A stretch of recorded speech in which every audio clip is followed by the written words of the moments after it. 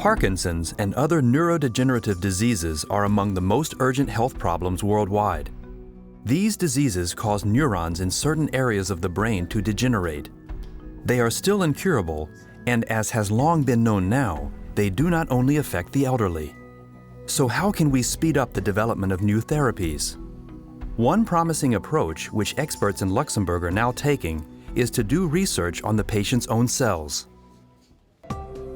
It starts with the preparation of skin samples at the Integrated Biobank of Luxembourg. Small tissue samples donated by Parkinson's patients are placed immediately after being taken into a nutrient solution. Over several weeks, the individual skin cells in the samples multiply. They are then frozen in liquid nitrogen at -196 degrees, putting them into a state in which they can be kept viable and available for research at any time in the future. The scientific work begins at the Luxembourg Center for Systems Biomedicine of the University of Luxembourg. By adding certain factors to the skin cells, the researchers set them back into a so-called pluripotent state, where they can give rise to all tissues of the human body, but never a full human. Just like embryonic stem cells, but without the ethical implications. The advantage of such stem cells is that they are undifferentiated.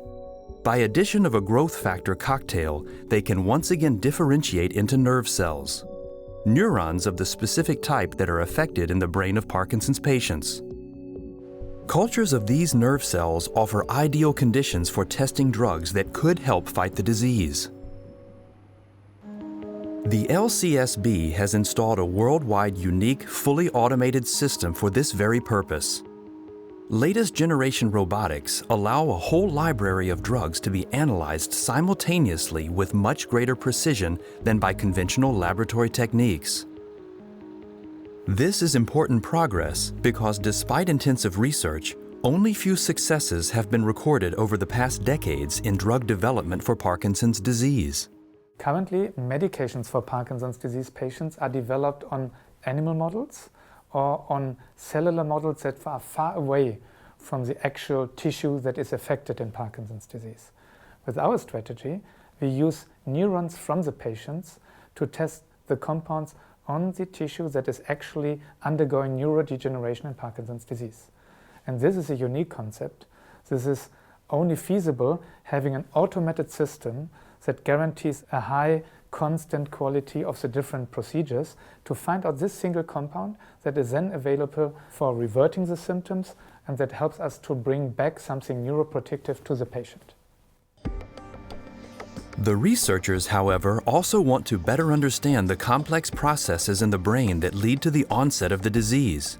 In a special culture, they allow patient stem cells to grow into three-dimensional neural structures that resemble little brains, which are therefore referred to as mini-brains.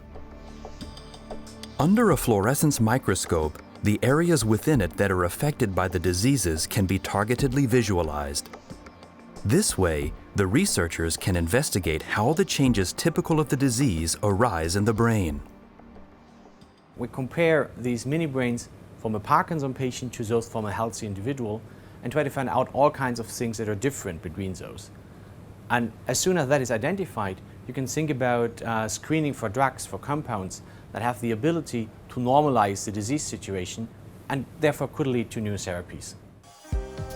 To optimize the work in the lab, the LCSB also employs methods of computational biology. Using sophisticated algorithms and mathematical models, they can predict, for example, how the transformation of one cell type to another cell type can be made more efficiently.